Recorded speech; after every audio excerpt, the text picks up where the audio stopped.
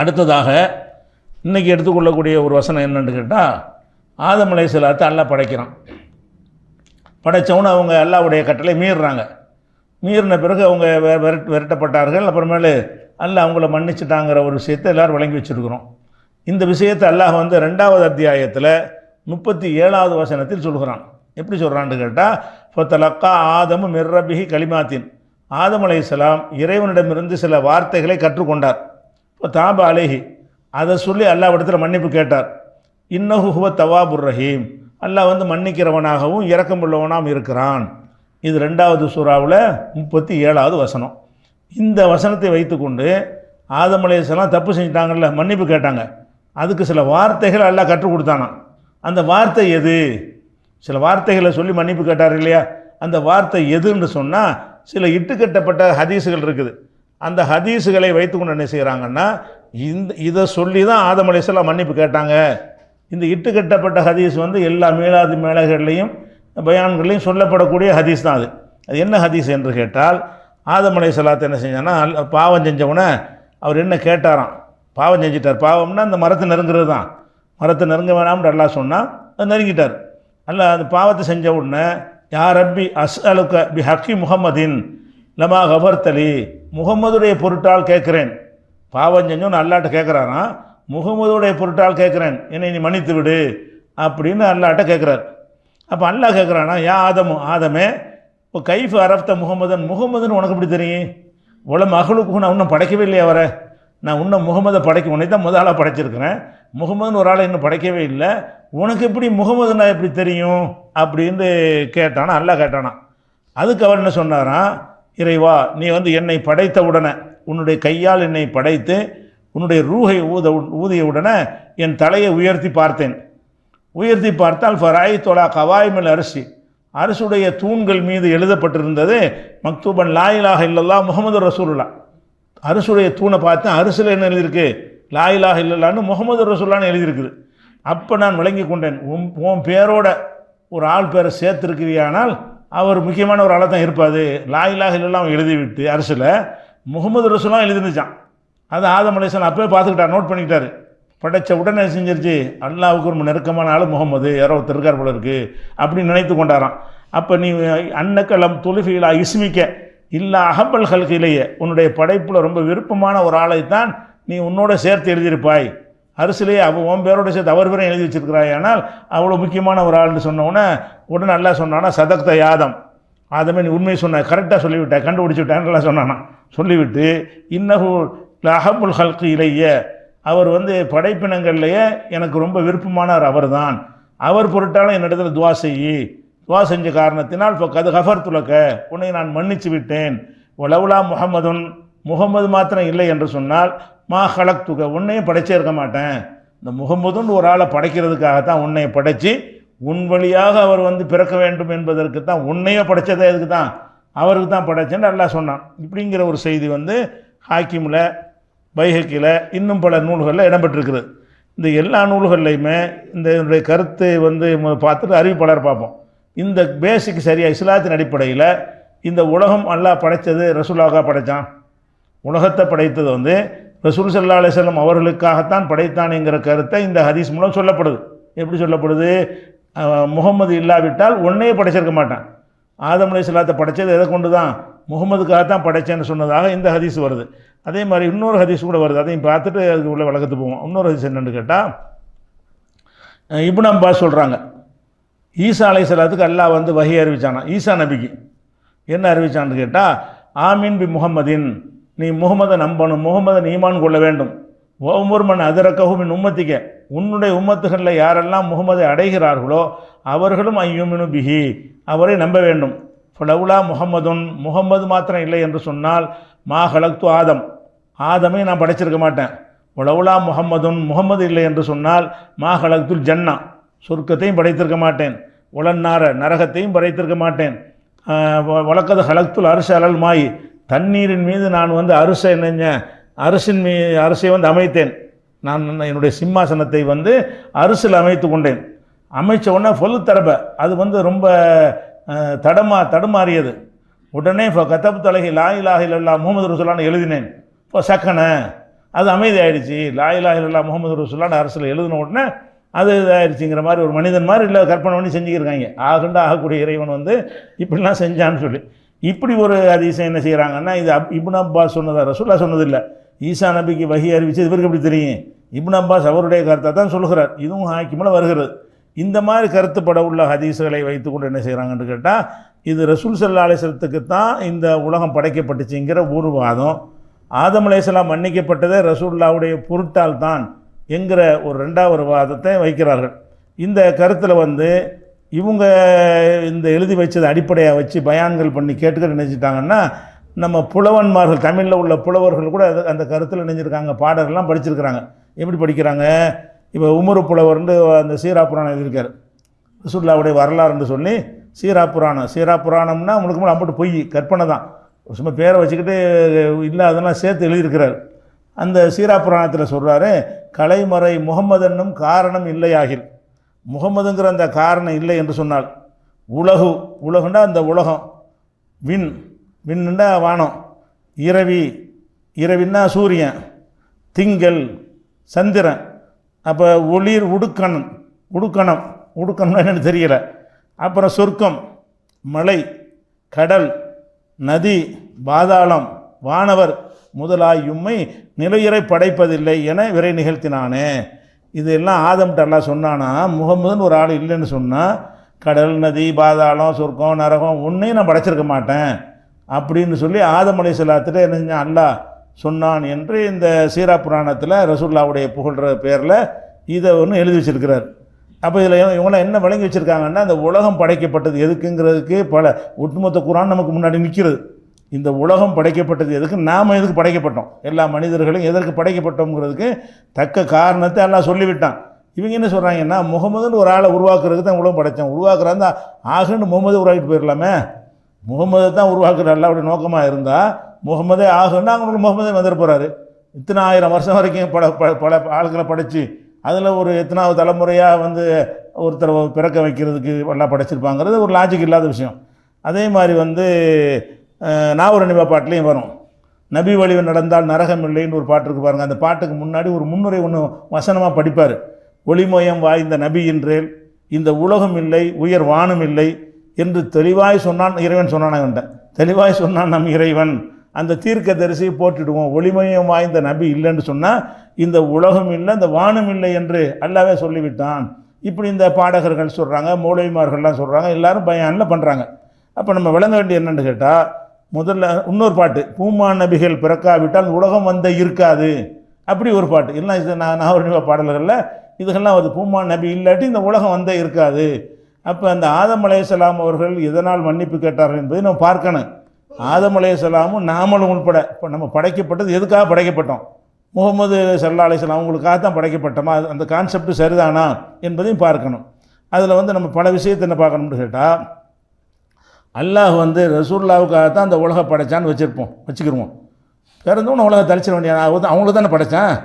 ஆதம் அலைஹிஸ்ஸலாத்திலிருந்து ரசூலுல்லாஹ் காலம் வரைக்கும் வந்துருச்சு, நோக்கம் நிறைவேற்றி விட்டது, இவருக்காகத்தான் படைத்தோம், இவர் இப்போ வந்து விட்டார் அப்படின்னு சொல்லி ரசூலுல்லாஹ் மௌத்தா போகும்போது நெஞ்சின உலகத்தை அழிச்சிருக்கணும். அதுக்கு பின் இந்த 1400 வருஷம் மக்கள் தேவையில்லையே, ரசூலுல்லாவுக்காக தானே படைச்சிங்க, ரசூலுல்லாஹ் வந்துட்டாங்கல்ல, அவங்க பிறந்துட்டாங்களா இல்லை, அதுக்கப்புறம் இதுக்கு உலகம். அப்போ ரசூல் ஸல்லல்லாஹு அலைஹி வஸல்லம் தான் அந்த உலகம் படைச்சார்கள்னு சொல்வார்களே, ஆனால் ரசூலுல்லாஹ் காலத்துக்கு பிறகு உலகம் அழிக்கப்பட்டிருக்கணும்.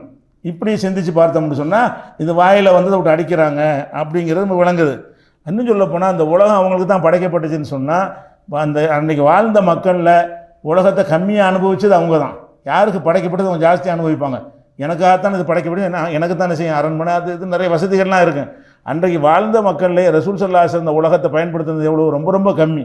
இவங்க கைத்து கட்டில் படுத்து கிடந்தாங்க, ஒரு வேளை சாப்பாட்டுக்கு மறுவேளை சாப்பாடு இல்லை, ஒரு ஆடைக்கு மறு ஆடை இல்லை, இவ்வளவு வறுமை நிலையில் இருந்து கொண்டிருந்தார்கள். எனக்கு இந்த துன்யாவுக்கு என்னென்னு கேட்டார்கள். ஒரு பயணியை மரத்தட்டில் நிழல் அனுபவிக்கிற ஒரு பயணியை போல நான். அப்போ இந்த உலகம் எனக்கு தான் படைக்கப்பட்டது, இந்த இவங்க கட்டுறாங்க, எனக்கு சம்மந்தம் இல்லைங்கிறாங்க ரசூல் ஸல்லல்லாஹு அலைஹி வஸல்லம். இந்த உலகத்தை ரொம்ப ரொம்ப குறைவாக பயன்படுத்தி அனுபவித்தது யாருன்னு பார்த்தீங்கன்னா ரசூல் ஸல்லல்லாஹு அலைஹி வஸல்லம் இருக்குது. அப்போ இதெல்லாம் வந்து ரசூலுல்லாவுக்காக தான் அந்த உலகத்தை படைச்சார்கள்னு சொல்வது எதுனால சொல்கிறாங்கன்னு விளங்கலை. இது ஒரு பெருமையா, ரசூலுல்லாவை வந்து அல்லாஹ்வுடைய இடத்துல வைக்கிறதுக்கு தான் அந்த மார்க்கம் வந்துச்சா, அல்லாஹ் வந்து எதற்காக இந்த மார்க்கத்தை தந்தான்னு கூட விளங்காமல் இப்படி செய்கிறார்கள். அடுத்து நம்ம பார்க்க வேண்டியது ரசூல் ஸல்லல்லாஹு அலைஹி வஸல்லம் அவங்களுக்கு தானே அல்லாஹ் வந்து உலகத்தை படைச்சான். அப்படி படைச்சிருப்பானே ஆனால் அவங்கள வந்து அல்லாஹ் கண்டிக்க மாட்டான், அவங்கள எச்சரிக்க மாட்டான், அவங்கள வந்து என்ன செய்ய மாட்டான், அவங்கள நம்ம பார்வையில் பார்த்தோம்னா இன்சல்ட் பண்ணுற மாதிரி தெரியும். அப்படியான வசனங்களே நான் இறக்கியிருக்க மாட்டான். இறக்குனானா இல்லையா? ரசூலுல்லாஹ்வுக்காக தான் எல்லாம் படைக்கப்பட்டிருக்கும் போது அவருக்காக அந்த ஒட்டுமொத்த உலகம் போது என்ன செஞ்சால் தான் என்னண்டா இந்த பூமியில் வந்து என்ன செஞ்சாலும் அவருக்கு தான் இந்த உலகமே, அவருக்காக படைக்கப்பட்டிருக்கும் போது என்ன செஞ்சாலும் ஓகேன்னு சொல்லிட்டு போயிடணும்.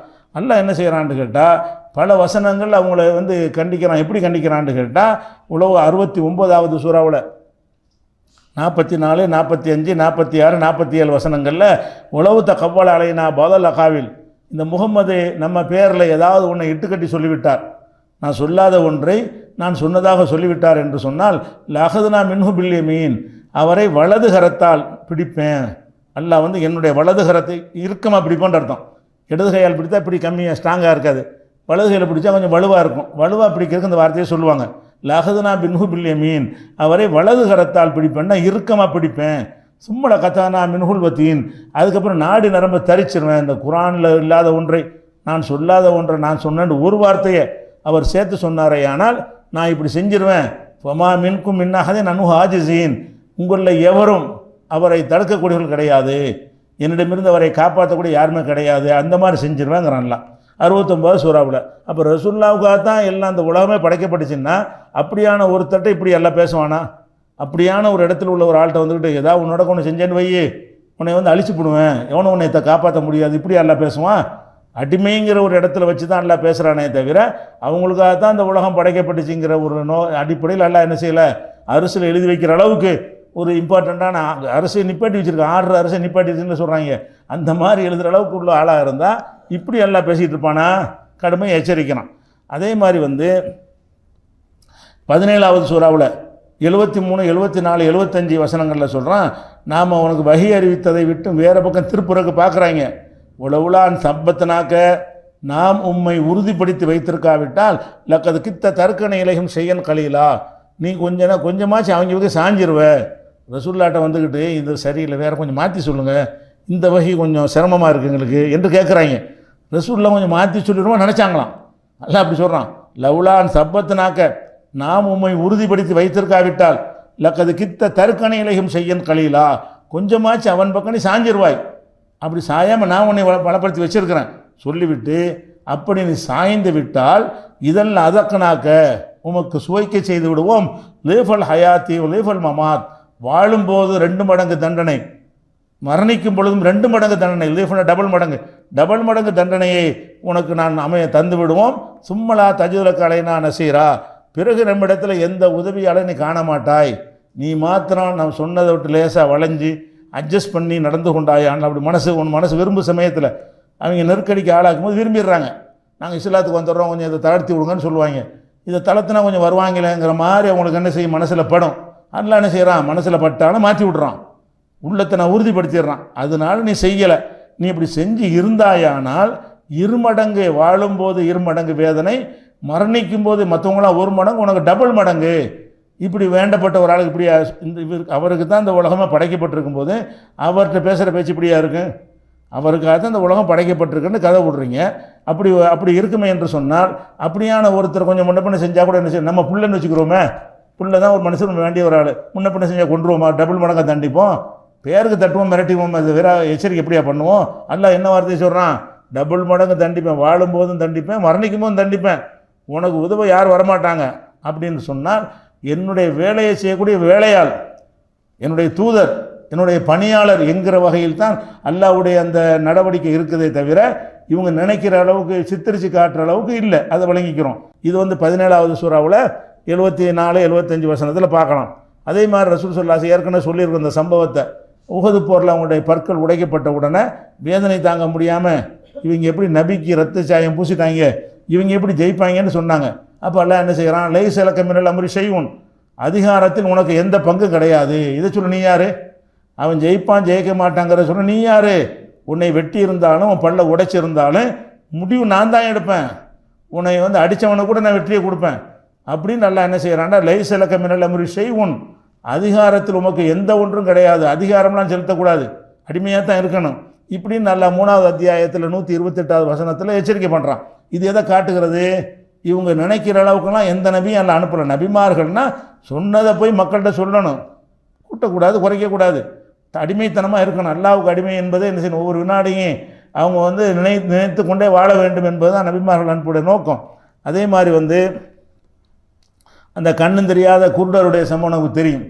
ரசூல் ஸல்லல்லாஹு அலைஹி வஸல்லம் மக்காவில் இருந்த காலத்தில் அவங்கள்ட்ட பேச்சுவார்த்தை நடத்துகிறாங்க. யார்? உயர் சாதிக்காரங்க பேச்சுவார்த்தை நடத்துகிறாங்க. அவங்களோட உட்காந்து பேசிகிட்டு இருக்கிறாங்க. அவங்களுக்கு என்னென்னு கேட்டால் ரசூலுல்லாவை மறுக்கிற நோக்கம் கிடையாது. ஏன்னா இவர் பொய் சொல்லாத ஒரு ஆள், இத்தனை வருஷமாக நம்ம பார்த்துருக்குறோம், பொய் ஃப்ராடு அந்த மாதிரி ஏமாத்திரலாம் இவர்கிட்ட கிடையாது, அது இவர் ஏற்றுக்கொள்ளலாம், பிரச்சனை இல்லை. பிரச்சனை என்னென்னு கேட்டால் இவர் எல்லாரையும் சமம்ங்கிறார். அவங்களுக்குள்ள பஞ்சாயத்து என்ன, குறைசிகளுக்கு இருந்த பஞ்சாயத்து என்னென்னு கேட்டால் நம்மளையும் நமக்கு அடிமையாக இருக்கிறவங்களையும் ஒரு நிலையில் வச்சு அவர் பார்க்குறாரு அப்படிங்கிறத வச்சு என்ன செய்கிறாங்கன்னு கேட்டால் அதுக்கு தகுந்த மாதிரி பேசுகிறாங்க. எங்களுக்கு ஒரு சபை, அவங்களுக்கு ஒரு சபைன்னு நீ ஆக்கி விட்டாயானால் நாங்கள் வருவதில் எங்களுக்கு ஒன்றும் மறுப்பு கிடையாது, நாங்களே வந்துடுவோம், ஒரு இறைவனுங்கிற மேட்டரே கிடையாது எங்களுக்கு. அதை தான் சொல்ல, அதெல்லாம் மேட்டராக இருக்கல. அவங்களுக்கு முக்கியமான மேட்ரு என்னென்னு கேட்டால் எல்லா மனிதனையும் சமம்ங்கிற நீ, எல்லாரும் சமம்னா நான் இத்தனை வருஷம் கட்டி காத்தது என்ன ஆகுறது, எங்களுடைய குலப்பெருமை எங்களுடைய குல கௌரவம்லாம் என்ன ஆகுறது அப்படிங்கிறது பேசுகிறாங்க. அவர் பேசும்போது அந்த அது குருடர் வர்றார், பேசிக்கிட்டு இருக்கிறாங்க. ஒரு கண்ணும் தெரியாதவொடனே அப்துல்லா இப்னு உம்மு மக்தூம், அவர் தான் மதியனாவில் பாங்கு சொல்லுவார். 2 பாங்கு சொல்லுவாங்கல்ல, பிலால் ஒரு ஆள், இவர் ஒரு ஆள். அது மாதிரியெல்லாம் இவர் ஆட்சித் தலைவராக இருப்பார். ரசூலுல்லாஹ் போருக்கு போகும்போது இவர்களெல்லாம் தான் நிர்வாகத்தை கொடுத்துட்டு போவாங்க. யார்? அப்துல்லா இப்னு உம்மு மக்தூம்ங்கிறவர். அவர் வர்றார், மக்காவில் இருக்கும்போது அவர் வர்றார். அப்போ கண்ணும் தெரியாட்டாலும் குரல் தெரியும்ல, கண்ணும் தெரியாதாளுக்கு காது கொஞ்சம் ஷார்ப்பாக இருக்கும். இப்போ ரசூலுல்லாஹ்வுடைய குரலை கேட்டுட்டு இங்கே ரசூலுல்லாஹ் இருக்கிறாங்க, பேசிகிட்டு இருக்கிறாங்கன்னு தெரிஞ்சுட்டு சலாம் சொல்லிவிட்டார். சலாம் சொன்னோன்னா ரசூலுல்லாஹ் என்ன செய்கிறாங்கன்னா முகத்தை சுழிச்சுக்கிட்டு, இந்த மாதிரி ஆளுக்கு இங்கே வரக்கூடாது, அதான் பேச்சுவார்த்தை நடந்துக்கிட்டு இருக்குது, இந்த நேரத்தில் இவர் வர்றாருன்னு கோவம் வந்துருச்சு. ரசூலுல்லாஹ்க்கு எது கோவம் வருதுன்னு கேட்டால் அவர் சலாம் சொன்னால் அலைக்கும் சலாம் சொல்லணும்னு அப்படி சொல்லாமல் இதை தான் பேசிகிட்டு இருக்காங்க, நாங்கள் இருக்கிற சபைக்கு இது மாதிரி ஆளுக்கு வரக்கூடாதுன்னு தான் பஞ்சாயத்து நடக்குது, இவர் அந்த இடத்துக்குள்ளே வந்துக்கிட்டு அஸ்ஸலாமு அலைக்குங்கிறாருன்னு ரசூலுல்லாஹ் கோவம் அதுக்கு அவரை கடுகடுப்பாக பார்த்துட்டாங்க. நல்லபடிக்கு அவர் தெரியல, கண்ணு தெரியாது, கண்ணும் தெரிஞ்சிருந்தால் ரொம்ப வருத்தப்பட்டு போயிருப்பார். ஆனால் கடுகடுப்பாக முகத்தையெல்லாம் சொல்லிச்சுக்கிட்டாங்க. அல்லாஹ் என்ன செய்கிறான்னு கேட்டால் அதை வசனமாக இறக்கி கண்டிக்கிறான். அபசவத்த வல்லா, இந்த முகமது கடுகடுப்பாகிவிட்டார், நீண்டு பேசாமல் படற்கையில் பேசுகிறான். அவர் கடுகடுப்பாகிட்டார், தூரமாக வச்சு பேசுகிற மாதிரி. அபச முகத்தை கடுகெடுத்து கொண்டார், ஒத்த வல்ல அலட்சியப்படுத்தி விட்டார். அஞ்சாவுல் ஆமா, ஒரு குருடர் வந்தபோது, ஒரு கண் தெரியாத ஒருத்தர் வந்தபோது இப்படி நடந்து கொண்டார். ஒமா இதுரிக்கல் அல்லஹு எஸ்ஸக்கா, அவர் ஒரு பரிசுத்தமான மனிதனாக இருப்பான் என்று உனக்கு எப்படி தெரியும்? அவர் எஸ்ஸக்கர் தன்போக திக்கிறா, அவருக்கு நீ அறிவுரை கேட்பதற்கு வந்திருக்கலாம், அந்த அறிவுரை அவருக்கு பயன் தரலாம் என்று உனக்கு தெரியுமா அப்படின்னு சொல்லிட்டு, அம்மா மனிஸ்தகனா, யார் உன்னை அலட்சியப்படுத்துகிறானோ ஃபந்தலஹு தசத்தா, அவனுக்கு போய் வழியை சொல்லி கொண்டிருக்கிறாய். அவர் தேடி வர்றாரு, உன்னுடைய அறிவுரையை கேட்க வருகிறார், அவரை விரட்டி அடக்கி பார்க்குறார். அவன் உன்னை அலட்சியப்படுத்துகிறான், அவங்ககிட்ட போய் வழி சொல்லிக்கிட்டு அப்படி கேட்குறான்ல. அம்மா மனிஸ்தகனா, யார் உன்னை தேவையற்றவராக கருதுகிறானோ ஃபந்தலஹு தசத்தா, அவருக்கு நீ வழியை சொல்லுகிறாய். ஒமா அலைக்கு அல்லா எஸ்ஸக்கா, அவன் பரிசுத்தமாகாவிட்டால் உனக்கு எந்த கொஸ்டினும் கிடையாது, வராட்டி உன்னை நான் கல்வி வைக்க போகிறேன்னா, யார் உன்னை தேடி வர்றாரோ அவர்களையும் சொல்லணும். அப்போ அம்மாமன் ஜாக்க எஸ்ஆ, யார் ஓடோடி வருகிறாரோ, உன்னிடத்தில் ஆர்வமாக ஓடோடி வருகிறாரோ, ஒஹு யக்ஷா, அதுவும் அல்லாவை பயந்தவராக வருகிறாரோ, ஃபான்த அன்ஹு தலகா, அவரையும் அலட்சியப்படுத்துகிறாய். அல்லாவை பயந்து வரக்கூடிய ஆளை விரட்டி அடிக்கிற, அல்லாவுடைய மார்க்கத்தில் வளைக்க சொல்கிறான், அவங்ககிட்ட போய் வெளியே போய் சொல்லிக்கிட்டு இருக்கிற, என்ன போக்கு இது இப்படிங்கிற மாதிரி கடுமையாக சொல்கிறான். இதுக்கு பிறகு தான் கண்ணும் தெரியாதவருக்கு அந்த விஷயம் தெரியுது, இல்லாட்டி மறைக்கப்பட்டு போயிருக்கும், ரசூலுல்லாஹ்வுக்கு மட்டும்தான் தெரியும். அப்போ இது கண்ணும் தெரியாது, இந்த குர்ஆனில் அவரும் தெரிஞ்சு போயிடும்.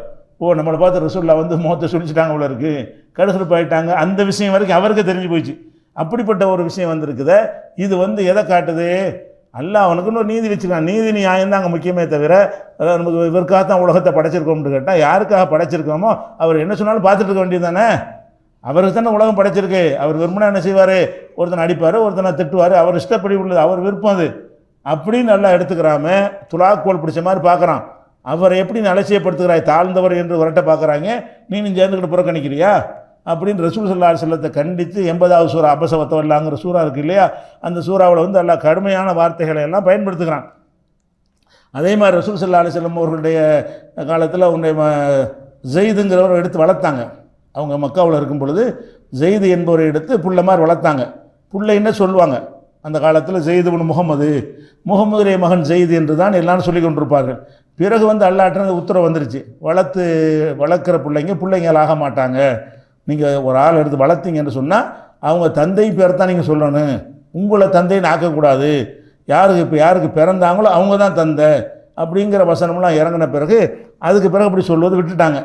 அந்த ஜெயிதுக்கு வந்த ரசூல் ஸல்லல்லாஹு அலைஹி வஸல்லம் அவர்கள் தன்னுடைய மாமி மகளை ஜெயினபை திருமணம் முடித்து வச்சுருந்தாங்க. ஜெயினபுக்கும் அவருக்கும் ஒத்து போகலை. ஏன்னாட்டா ஒரு அடிமையாக இருந்தவர். ஜெயினப் வந்து ஒரு குறைஷ் குலத்தில் உள்ளவங்க. இந்த விஷயத்தில் அடிக்கடி வந்து அவங்களுக்குள்ள கொஞ்சம் பிரச்சனைகள் வந்து கொண்டே இருக்குது. அப்போ அவர் பொறுத்து பார்க்குறாரு, அவருக்கு முடியலை.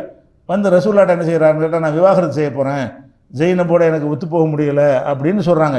ரசூல்லாவும் இதெல்லாம் பார்க்குறாங்க. என்ன பார்க்குறாங்க, 2 பேருக்கும் ஒத்து போகலைங்கிறது அவங்க குடும்பத்தில் உள்ள விஷயம் தானே தெரியுது. இவங்க 2 பேருக்கும் மேட்ச் ஆகாது, பிரிகிற அளவுக்கு தான் அவங்க இருக்கிறாங்கன்னு தெரியுது.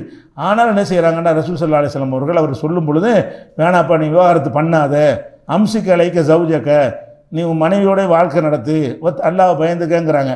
இது சொல்லும்போது அல்லாஹ் சொல்கிறான், இது நீ வாயில் தான் சொன்னேன், ஆனால் ஒத்தக்கில்ல துஃபீஃபி நஃப்சிக்க, உன் மனசில் ஒன்றை மறைத்து கொண்டாய், மல்லாஹ் முபதிஹி, அல்லாஹ் வெளிப்படுத்தக்கூடிய ஒன்றை மனசில் வைத்து கொண்டு வாயினால் வந்து நீங்கள் சேர்ந்து வாழுங்கிற. உன் மனசில் என்ன இருக்குது, இது ஒர்க் அவுட் ஆகாது, இந்த 2 பேருக்கு என்ன செய்யாது, சேர்ந்து வாழ முடியாதுன்னு தெரிஞ்சுக்கிட்டு அதுக்கு மாற்றமாக சொன்னாய். எதுக்கு சொன்னாய் என்றால், இதை சொன்னால் மக்கள் என்ன செய்வாங்க, தப்பாக புரிஞ்சுக்கிடுவாங்க. நம்ம கூட வந்து ஒரு கணவன் மனைவி வர்றாங்க, பிரச்சனை வருது, நமக்கு தெரியும் 2 பேரும் சேர்ந்து வாழ முடியாதுன்னு தெரியும். நம்ம என்ன சொல்லுவோம், அப்படி தாங்க வாழ்க்கண்டா இருக்கு, அப்படி தான் சேர்ந்தாங்க போகணும்னு நம்ம சொல்லுவோம். மனசார என்ன நினைப்போம், என்னது சொன்னாலும் நடக்காது, என்ன சொன்னாலும் இது 2 தேராதுன்னு தெரிஞ்சால் கூட என்ன செய்வோம், நல்ல முடிவு எடுத்தீங்க, நாளைக்கு பிரிஞ்சுன்னு யாராவது சொல்லுவீங்களா?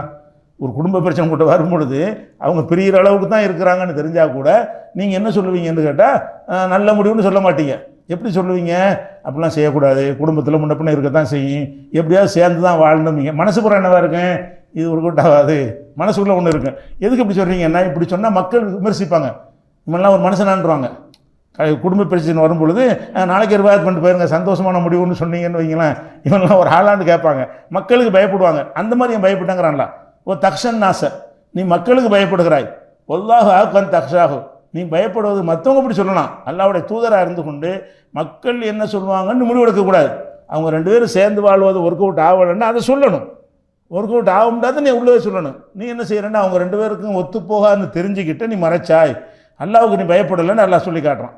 அப்போ ரசூல் ஸல்லல்லாஹு அலைஹி வஸல்லம் அவர்கள் அந்த விவாகரத்து செய்யலாமா என்றவர் கேட்ட பொழுது செய்யலாம் என்பதுதான் அவங்களுடைய நிஜமான முடிவாக இருக்கிறது. ஆனாலும் வெளியில் நீ செஞ்சிடாத, நீ பயந்துக்க சேர்ந்து வாழுன்னு சொன்னியே, இது எதுக்கு சொன்னேன், மனுஷனுக்கு பயந்தானே சொன்னேன், உன் மனசில் என்ன இருக்குது அதை சொல்ல வேண்டியதானே அப்படின்னு ஒரு சின்ன விஷயத்தில் மனசில் ஒன்று வைத்துக்கொண்டு வாயில் ஒன்று சொன்னது எல்லாம் வெளிப்படுத்தி காட்டுறான். ஒரு வேண்டப்பட்ட ஒரு ஆள் இதை இப்படியே போட்டு கொடுப்பான்ல, இப்படி விட்டு பச்சையாப்பட்டு உலகத்துக்குன்னா அந்த வகையில் கேமன் அளவுக்கு இருக்குமே, இது இப்படியான ஒன்றில் எல்லாம் சொல்லுவான். அப்போ இவங்க சொன்ன அர்த்தத்தில் ரசூலுல்லாஹ் எல்லாம் படைக்கிறார், அவங்களுக்காக தான் உலகம் படைக்கப்படல அப்படிங்கிறதுக்கு இதில் வழங்கும் 33வது சூறாவில் 37வது வசனத்தில் இருக்கிறது. அதே மாதிரி அவங்கள வந்து பல வசனங்களில் அல்லாஹ் சொல்கிறான், இடத்துல அல்லாஹ்வுடைய பொக்கிஷம் இல்லை, மறைவானதுக்கு தெரியாது, எனக்கே நன்மை செய்ய முடியாது, எனக்கே நான் தீமை செய்ய முடியாது, இப்படிங்கிற கருத்துப்பட வசனங்கள்லாம் நிறைய இருக்குது, முன்னாடியே சொல்லியிருக்கிறோம். அந்த மாதிரி வசனங்கள்லாம் இருக்குது. அதே மாதிரி வந்து நான் தவறு செய்து விட்டால் அந்த அல்லாஹ்வுடைய அதாபுக்கு நான் பயப்படுறேன். ஏன் பயப்படணும், அவங்களுக்கு தான் உலகம் படைக்கப்பட்டிருக்கு, அவங்களுக்கு உலகம் படைக்கப்பட்டிருக்கும் போது தப்பு செஞ்சாலும் விட்டுட்டு போகிறான்ல, சொர்க்கமே அவங்களுக்கு தானே படைக்கப்பட்டிருக்கு, நரகமே அவங்களுக்காக தானே படைக்கப்பட்டிருக்கு அப்படின்னு சொல்லும் பொழுது அல்ல இதில் என்ன அல்லாஹ் சொல்ல சொல்கிறான்னா, குல் நபி நீங்கள் சொல்லுங்கள், இன்னி அகாஃபு, நான் பயப்படுகிறேன், இன் அசைத் ரப்பி, என் இறைவனுடைய ஒரு கட்டளைக்கு நான் மாற்றம் செய்து விட்டால் அதாப யௌமின் அதீம், மகத்தான ஒரு நாளின் அந்த அதாபுக்கு நான் பயப்படுகிறேன். இப்படி சொல்லி 6வது அத்தியாயத்தில் 15வது வசனத்தில் சொல்கிறான். இன்னும் சொல்லப்போனால் இன்னொரு வசனத்தில் மக்களுக்கு புரிகிற மாதிரி கேட்க சொல்கிறான், அராய்த்தும் இன் அகலக்கணி அல்லாஹ் என்னை அழித்து விட்டால், மைய என்னோடு இருக்கிற மக்களை அழித்து விட்டால், அவர் ரஹிமனா அல்லது அல்லாஹ் அருள் புரிந்து விட்டால் எவன்டா காப்பாற்ற முடியும் அப்படின்னு நபியை கேளுங்கிறான். அப்போ அல்லாஹ் நினச்சா உன்னையும் அழிப்பேன், ரசூலாகி என்னை அல்லாஹ் அழிப்பான், என்னோட உள்ளவர்களையும் அழிக்க நினச்சா அழிச்சிருவான், எங்களால் ஒன்றும் செஞ்சிட முடியாது, அவன்கிட்ட யார் காப்பாற்ற முடியும் அப்படின்னு மக்கள்கிட்ட கேட்பீராக என்று சொல்லி 67வது சூறாவோட 28வது வசனத்தை சொல்லி காட்டுகிறான். அப்போ இதெல்லாம் என்ன காட்டுதுன்னு கேட்டால், ரசூல் ஸல்லல்லாஹு அலைஹி வஸல்லம் அவர்கள் அல்லாஹ்வுடைய தூதர் என்ற அடிப்படையில் உயர்ந்த அந்தஸ்து படைத்தவர்கள், அதில் மாற்று கிடையாது. அவங்களுக்கு மக்காம மஹமூதுங்கிற அந்தஸ்து இருக்கிறது, ஷஃபாத் இருக்கிறது, ஹவுலுல் கௌசருங்கிற இருக்கிறது, சொர்க்கத்தில் உயர்ந்த தரஜா இருக்கிறது, அதிகமான உம்மத்தை கொண்டவர்கள்ங்கிற தரஜா இருக்கிறது, இறுதி நபி என்கிற ஒரு உலக நபிங்கிற ஒரு தரஜா, பெரிய அந்தஸ்தெல்லாம் அவங்களுக்கு இருக்கிறது, அது தனி விஷயம். அது என்னவா இருந்தாலும் அவங்க அல்லாஹ்வின் அடிமை தான். அவங்களுக்கு இந்த உலகம் படைக்கப்படலை. அவங்களுக்கு ஒரு ஆள் வரணும் என்பதற்காக அந்த உலகம் படைக்கப்படலை.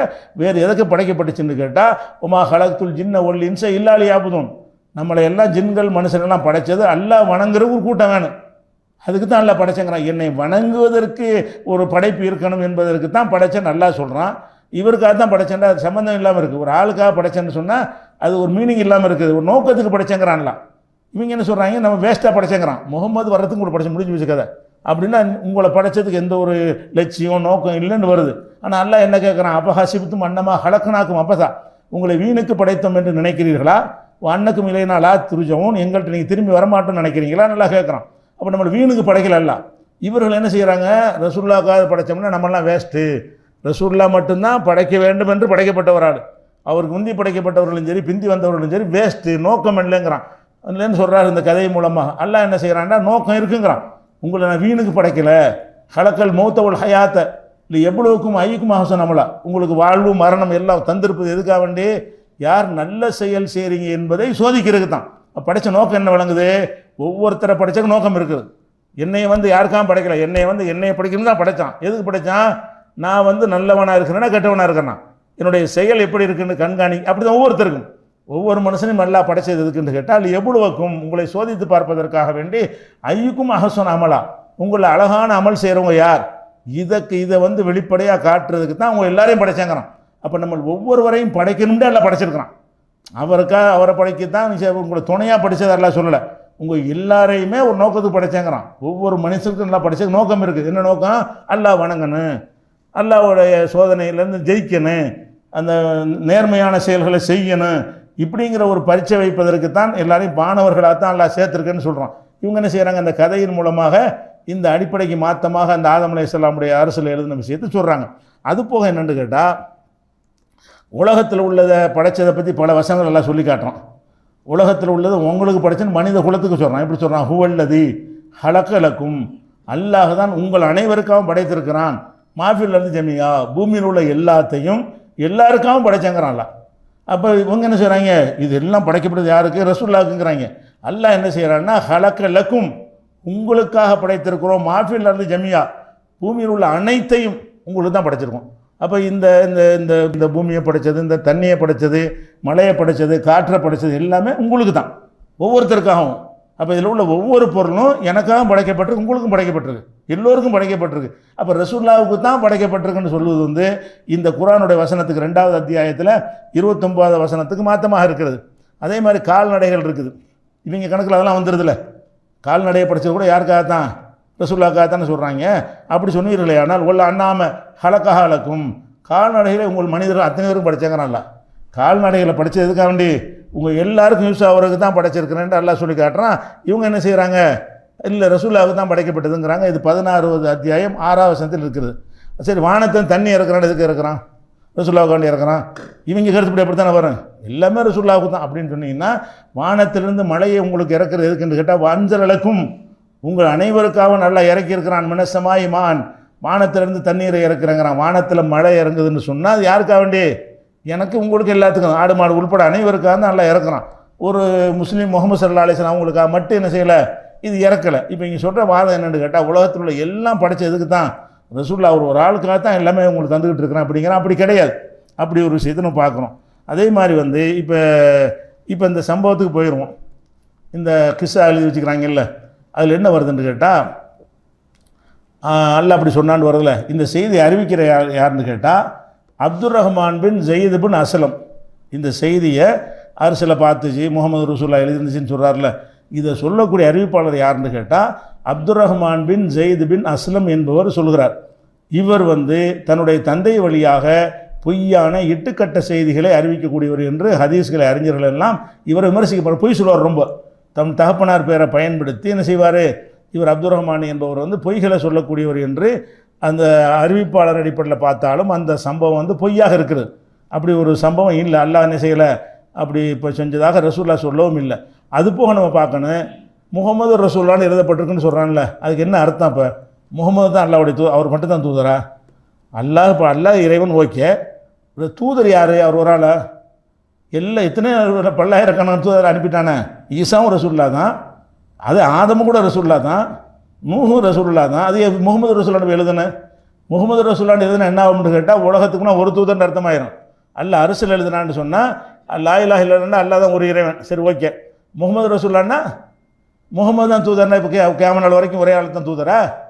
இல்லை தானே. அந்த தப்பான அர்த்தத்தை விதைக்கிறாங்க. முகமது ரசூல்லா தான், முகமது மட்டும் ரசூல்லா மாதிரி காட்ட பார்க்குறாங்க. அல்லாவுடைய இடத்துல சேர்த்து எழுதிவிட்டோம் என்று சொன்னால் பல ரசூல்களை அல்லாஹ் நியமித்திருக்கும் பொழுது நியமிக்க இருக்கிறான் என்று சொல்லும் பொழுது அது ஏன் முகமது ரசூல்லான்னு எழுதுறான்? அதில் போய் முகமது ரசூல்லா எழுதுன மாதிரி ஈசா ரசூலுல்லா, மூசா ரசூலுல்லா, சுலைமான் ரசூலுல்லா, தாவூது ரசூலுல்லான்னு எல்லாத்தையும் எழுதணும்ல.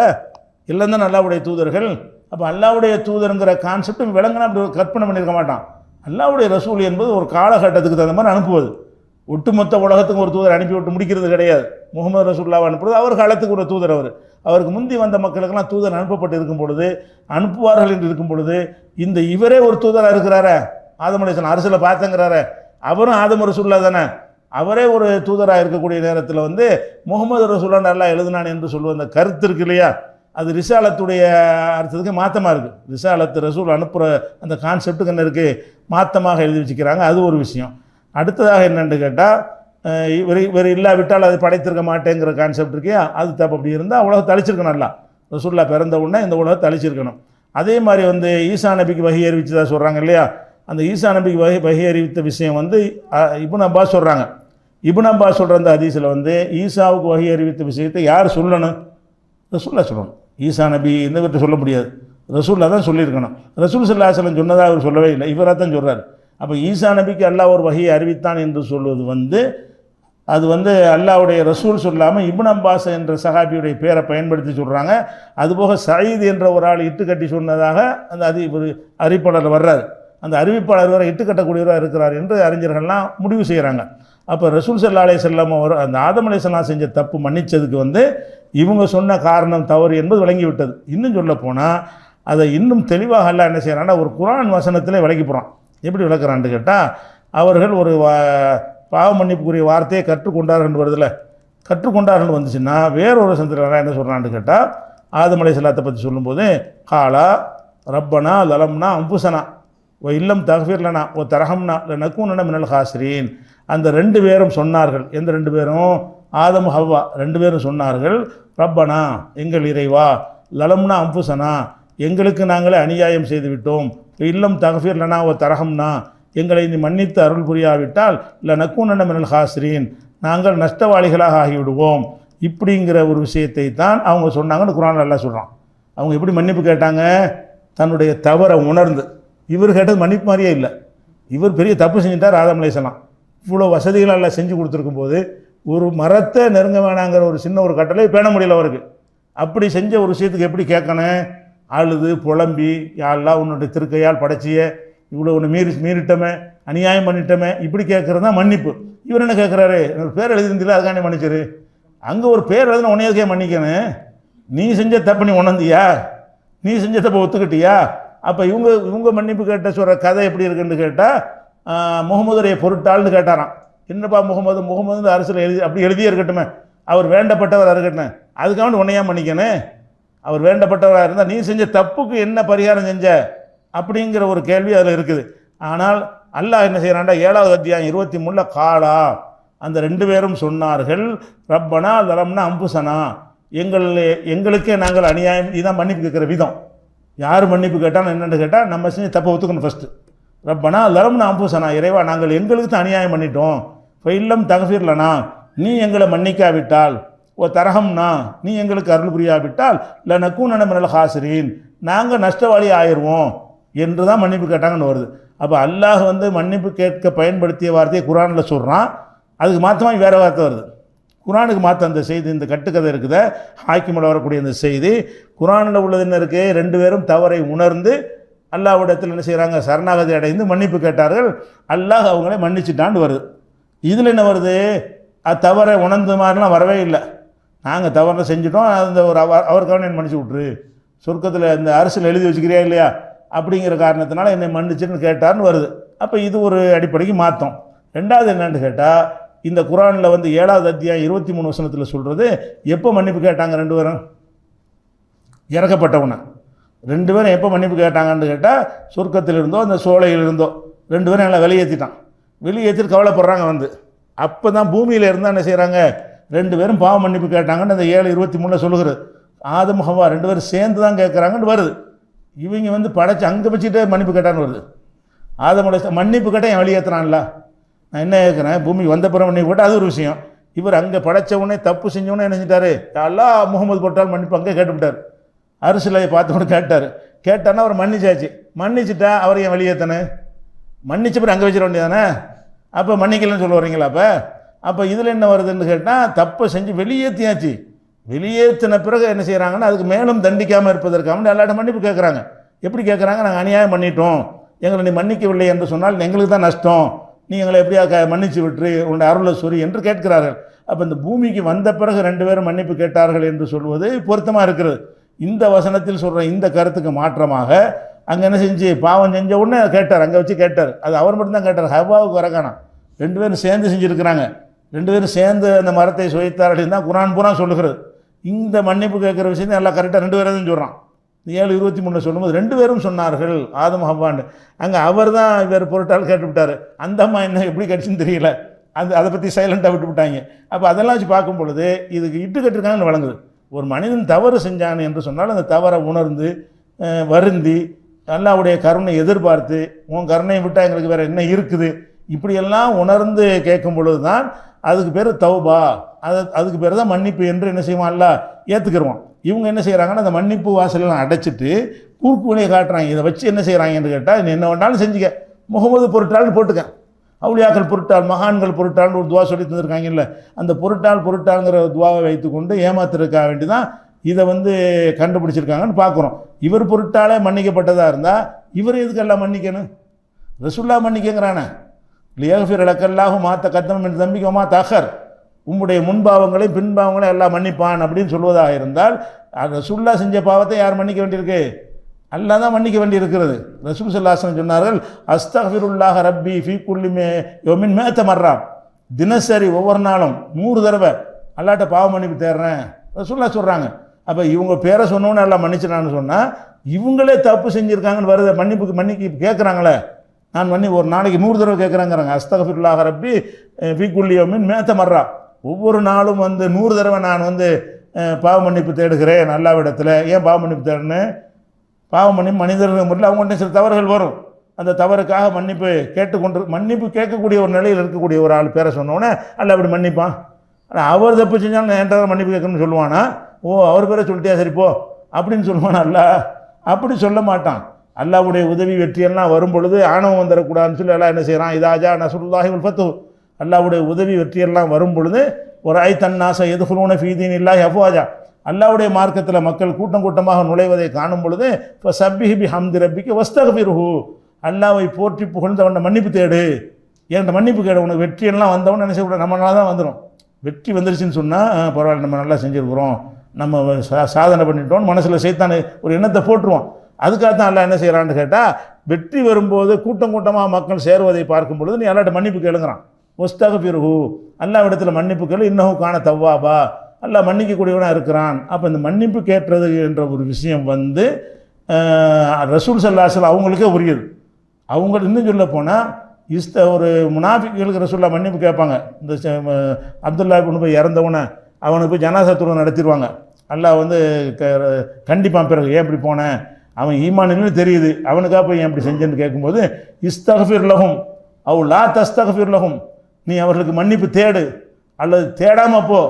அதை ஒயின் தஸ்தக்ஃபிர் லஹும் 70 மர்ரா, 70 தடவை நீ அவங்களுக்கு பாவ மன்னிப்பு கேட்டாலும் ஃபல யக்ஃபிர் அல்லாஹு லஹும், அல்லாஹ் அவங்கள மன்னிக்க மாட்டேங்கிறான். நீ 70 தடவை இவங்களுக்காக பாவ மன்னிப்பு கேட்டால் கூட நான் அதை மன்னிக்க தயாராக இல்லை அப்படின்னு நல்லா சொல்லி காட்டுறான். அப்போ மன்னிக்கிற ஒரு விஷயத்தை ரசூலுல்லாஹ் மன்னிப்பு நேரடியாக கேட்டால் கூட முடியாதுங்கிறான். சில ஆள் விஷயத்தில் அவங்களுடைய சொந்தக்காரங்களுக்காக பாவ மன்னிப்பு தேடுறேன்னு சொன்னாங்கல்ல அபூ தாலிபுக்கு, அப்போ எல்லாம் என்ன செஞ்சுட்டான், மாக்கானலின் நபிக்கு அனுமதி இல்லை, உள்ளதின் ஆமனும் மூமின்களுக்கு அனுமதி இல்லை, எஸ்தக்ஃபிருலில் முஷ்ரிக்கீன இணை கற்பிப்பவர்களுக்காக வேண்டி பாவ மன்னிப்பு தேடுவது அனுமதி இல்லை.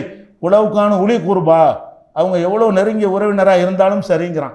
அப்போ ரசூலுல்லாஹ் அவங்க பெரிய தகப்பனார் அபூ தாலிபுக்காக வேண்டி பாவ மன்னிப்பு தேடினாலும் அது முடியாதுங்கிறான். அவங்களே மன்னிப்பு தேடுறதே மன்னிக்க மாட்டேங்கிறான். அவங்க பேரை சொன்னோன்னே மன்னிச்சிட்டான். எப்படி? ரசூலுல்லாஹ் வந்து அவங்க வாயை திறந்து மன்னிப்பு கேட்குறாங்க. அந்த மன்னிப்பை நான் ஏற்றுக்கிறேன். 70 கட்டால் மன்னிக்க மாட்டேங்கிறான். உன்னுடைய உற்றார் உறவினர் கேட்டால் மன்னிக்க மாட்டேங்கிறான். இத்தனைக்கும் பக்கபலமாக இருந்தவர் அபு தாலிபு. இந்த மார்க்கத்துக்காக வேண்டி மார்க்கத்தை ஏற்றுக்கொள்ளாவிட்டாலே மார்க்கத்துக்கு பக்கபலமாக இருந்த ஒரு ஆதரவாளர். அவருக்கு மன்னிப்பு கேட்பேன் என்று சொல்லும் பொழுது அல்லாஹ் என்ன செய்கிறான்னா அதை கண்டிச்சிட்டான். அதையெல்லாம் விடுங்க. ரசூல் ஸல்லல்லாஹு அலைஹி வஸல்லம் வந்து எந்த ஒரு மனிதனுமே தாயின்னா கலங்கிடுவான். தாய் தான் எல்லாமே நமக்கு வழங்குதா. அப்படி ஒரு இடத்துல வைத்து பார்க்கும் பொழுது தன்னுடைய தாயாரை எல்லாம் மன்னிக்கணும்னு ஆசைப்படுவாங்களா இல்லையா? ரசூலுல்லாஹ்வுக்கு ஆசை வந்துச்சு தன்னுடைய தாயார் எல்லாம் மன்னிக்கணும்னு சொல்லி. அல்லாஹ்ட்ட கேட்குறாங்க, இறைவா என் தாயாருடைய பாவத்தை நீ மன்னிக்கணும், உன்னிடத்துல பாவ மன்னிப்பு தேட எனக்கு அனுமதி. பாவ மன்னிப்பு தேட மாட்டேன்ட்டாங்க. தேடலாமான்னு அனுமதி கேட்குறாங்க.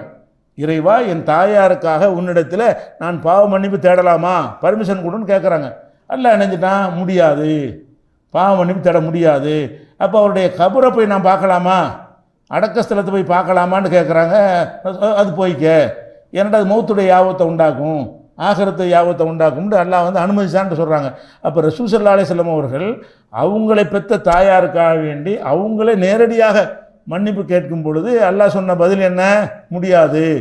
அப்படி இருக்கும் பொழுது இவங்க என்ன கதை விட்டுருக்குறாங்க? அவர் வந்து ஆதம் ஒரு ரசூலுல்லாஹ் பொருட்டான்னு சொன்னால் அல்லாஹ் மன்னிச்சிட்டான். ரசூலுல்லாஹ் கேட்ட மன்னிக்கலை. ரசூல் ஸல்லல்லாஹு அலைஹி வஸல்லம் தாயாரு கேட்டு மன்னிக்கவில்லை. ரசூல் ஸல்லல்லாஹு அலைஹி வஸல்லம் வந்து அவங்க தகப்பனாரு கேட்டு மன்னிக்கவில்லை. அவங்க பெரிய தகப்பனாருக்கு, அவங்க தகப்பனாருக்கு அல்லாஹ் மன்னிச்சானா? இல்லை. ஏன் மன்னிக்கலைங்கிறோம்? ஒருத்தர் வர்றாரு ரசூலுல்லாஹ்ட்ட வந்து ஐநாபி என் தகப்பனார் எங்கே இருக்காருன்னு கேட்குறாரு. மூத்தா போன தகப்பனாரை பற்றி கேட்குறாரு. தகப்பனார் மூத்தா போயிட்டார். இவர் வந்து என்ன கேட்குறாரு? என் தகப்பனார் இப்போ எங்கள் சொர்க்கத்தில் நரகத்தில், அந்த அர்த்தத்தில் என் தந்தை இப்போ எங்கே இருக்கிறார், அதாவது சொர்க்கத்தில் இருப்பாரா நரகத்தில் இருப்பாரான்னு கேட்குறாரு ஒரு ஆள். அப்போ ரசூல் ஸல்லல்லாஹு சொன்னாங்க நரகத்தில் தான். ஏன்னு கேட்டால் அவர் வந்து இஸ்லாத்தை ஏற்றுக்கொள்ளாமல் பல தெய்வ வணக்கத்தை செஞ்சு மூத்தா போயிருக்கிறார். அவருக்கு என்ன கிடைக்கும்? நரகன்னு சொல்லிடலாம் தானே. அவருடைய தகப்பனார் வந்து இஸ்லாத்துக்கு வரலை, இஸ்லாத்துக்கு வராமல் இறந்து போயிட்டார். இறந்து போன தகப்பனார் எங்கே இருப்பார்னு கேட்குறாரு. அப்போ ரசூலுல்லாஹ் என்ன செய்கிறாங்க? ஃபின்னார் அப்படிங்கிறாங்க. அவர் அழுதுகிட்டே போகிறார். தகப்பனார் நரகம்னு அழுக வரத்தானே செய்யும். தகப்பனார் நரகத்துக்கு போயிடுவார்னோன்னு ரசூல் ஸல்லல்லாஹு அலைஹி வஸல்லம் அந்த கேள்வி கேட்ட மனிதர் வந்து அழுது கொண்டே போகிறார். அவரை திருப்பி கூப்பிட்டு அபி வ அபாக ஃபின்னார், உன் தகப்பனும் என் தகப்பன் நரகத்தில்ங்கிறாங்க. உன் தகப்பனார் மட்டும் இல்லை, என்னுடைய தந்தையும் நரகத்தில் தான். ஏன்? அவர் இந்த இணை கற்பிக்கக்கூடியவராக வாழ்ந்து மரணித்திருக்கிறார். அல்லாஹ்வுக்கு ஷிர்க் வைத்தவராக அவர் மரணித்திருக்கிறார். அவருக்கு கூட நான் என்னுடைய பொருட்டால் அவர் கொண்டு சேர்த்துட முடியாது, நான் மன்னிப்பு கேட்டு அவரை கொண்டு சொர்க்கத்தில் சேர்த்துட முடியாது என்ற காரணத்தினால தானே இதை சொல்கிறாங்க. ஓன் தகப்பனாருக்கு என் தகப்பனாருக்கு ஒரே நிலை தான். அவங்க நல்லது செஞ்சால் சொர்க்கத்துக்கு போவாங்க, ஏகத்துவத்துக்கு எதிராக இருந்தால் அவங்க நரகத்துக்கு போவாங்க. இதில் வந்து யாராலையும் மாற்ற இயலாது அப்படின்னு சொல்லி அவரவருடைய செயல்களை கொண்டு தீர்மானிக்கணும்னு கற்றுத்தந்த மார்க்கத்தில் இருந்து கொண்டு என்ன செய்கிறாங்கன்னு கேட்டால் இந்த ஒரு கட்டுக்கதை எழுதி வச்சுக்கிறாங்க. ஆதம் அலைஹிஸ்ஸலாத்துடைய பொருட்டால் தான் வந்து ரசூலுல்லாஹ்வுடைய பொருட்டால் தான் ஆதம் அலைஹிஸ்ஸலாம் மன்னிக்கப்பட்டார்கள் அப்படிங்கிற ஒரு விஷயத்தை என்ன செய்கிறாங்க? எழுதுகிறாங்க. இது எந்த வகையிலையும் சரியில்லை. இது ஒரு விஷயத்தை என்ன செய்யணும்? விளங்கி கொள்ள வேண்டும். இந்த வசனம் ஒரு விஷயம்.